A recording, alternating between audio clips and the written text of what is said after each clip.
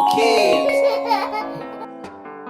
तो बच्चों, आज मैं आप सबको जो कहानी सुनाने जा रही हूँ उसका नाम है शेर आया शेर आया। एक गांव में नटखट नाम का एक बालक रहता था।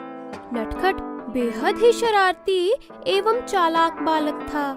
वो प्रतिदिन किसी न किसी को तंग करने के लिए कुछ न कुछ शरारत करता रहता था। लोग उससे बहुत समझाते पर किसी के समझाने का नटखट पे कोई असर न होता। नटखट एक चरवाहा था। उसके पास ढेरों बकरियां थीं, जिन्हें चरवाने के लिए नटखट रोज जंगल की तरफ जाता था। यूं तो नटखट बेहद बेपरवाह बालक था, परंतु उसे अपनी बकरियों से बहुत लगाव था। एक दिन रोज की तरह नटखट जंगल में अपनी बकरियों को चरवाने के लिए ले गया। तब उसने सोचा कि बहुत हो गया छोटी छोटी शरारतें कर किसी को उल्लू बनाना, क्यों ना आज सारे गांव को मूर्ख बनाया जाए। यह सोच नटखट गांव की तरफ मुंह करके जोर जोर से चिल्लाने लगा, शेर आया, मुझे बचाओ, शेर आया, मेरी सारी बकरियों को शेर खा जाएगा, कृपया मेरी मदद करो, शेर आया। जब नटखट की आवाज गांव वालों तक पहुंची तो गांव वाले लाठी कुल्हाड़ी जो भी मिला वह सब उठाकर नटखट की मदद करने के लिए जंगल की तरफ भागे।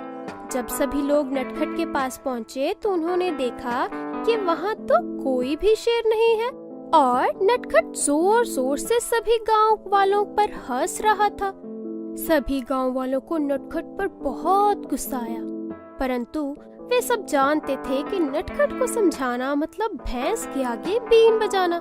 इसलिए वो सब नटखट को बिना कुछ कहे वापस चले गए और नटखट उनको जाता देख उन पर हंसता रहा। अगले दिन फिर से नटखट जब जंगल में अपनी बकरियां चरवाने गया तब उसने फिर से यह शरारत दोहराई। वो फिर से चिल्लाने लगा, शेर आया, मुझे बचाओ, शेर आया, मेरी सारी बकरियों को शेर खा जाएगा, कृपया मेरी मदद करो, शेर आया। सभी गांव वाले फिर से लाठियां लेकर जंगल की तरफ भागे और देखा कि नटखट फिर से उन्हें उल्लू बनाकर उन पर हंस रहा है।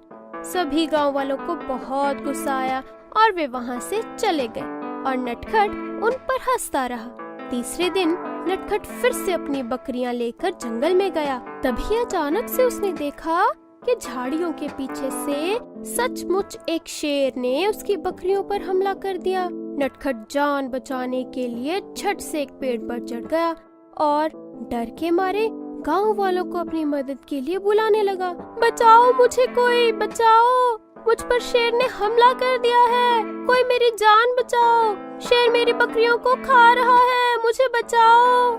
गांव वालों को जब तीसरी बार फिर से नटखट की आवाज सुनाई दी तो उन्होंने सोचा ये तो नटखट की रोज की शरारत है। वो आज फिर से हमें शेर आया कहकर मूर्ख बना रहा है। सभी गांव वालों को लगा कि नटखट आज फिर से उनके साथ शैतानी कर रहा है और कोई भी नटखट की मदद करने के लिए ना गया।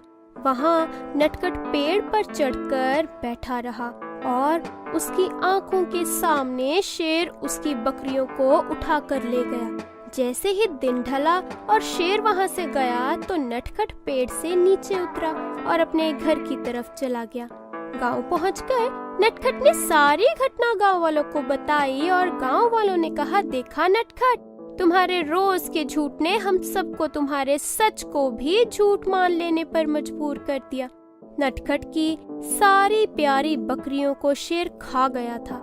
अब उसे अपनी शरारतों पर बेहद अफसोस था और फिर इस घटना के बाद नटखट ने फिर कभी शैतानी नहीं की और एक अच्छा एवं सच्चा जीवन बिताने लगा। तो बच्चों, इस कहानी से हमें यह सीखने को मिलता है कि शैतानी करने और झूठ बोलने का बुरा अंजाम भी हमें ही भुगतना पड़ता है। इसलिए कभी भी किसी को झूठ बोलकर बेवकूफ नहीं बनाना चाहिए।